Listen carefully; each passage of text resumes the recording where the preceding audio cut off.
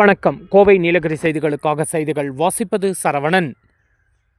நீலகிரியில் வார இறுதி நாட்களில் குடும்பத்தோடு சுற்றுலா தலங்களுக்கு படையெடுக்கும் சுற்றுலா பயணிகள். நீலகிரி மாவட்டம் உதகையில் நிலவும் இதமான காலநிலையை அனுபவிக்கவும், இயற்கை காட்சிகளை கண்டு ரசிக்கவும் தமிழகத்தின் பல்வேறு மாவட்டங்கள் மட்டுமின்றி வெளி மாநிலங்களிலிருந்தும் ஏராளமான சுற்றுலா பயணிகள் குவிந்து வருகின்றனர். உதகையில் பல்வேறு சுற்றுலா தலங்கள் அனைவரது கவனத்தையும் ஈர்த்து வந்தாலும், உதகை படகு இல்லம் அருகே அமைந்துள்ள கர்நாடகா பூங்கா 38 ஏக்கர் அளவு நிலப்பரப்பில் பிரம்மாண்டமாக காட்சியளித்து அனைவரின் கவனத்தையும் ஈர்த்து வருகிறது.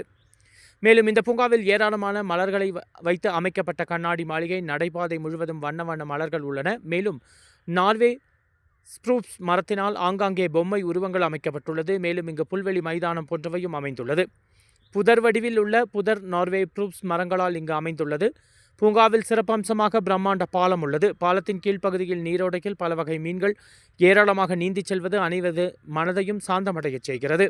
ஒரு முனை முதல் மறுமுனை வரை பிரம்மாண்டமாக காட்சியளிக்கும் பாலத்தில் நடந்து செல்லும் ஆனந்தம் நிறைந்த அனுபவத்தை அனுபவிக்கவே இங்கு சுற்றுலா பயணிகள் குவிந்து வருகின்றனர்.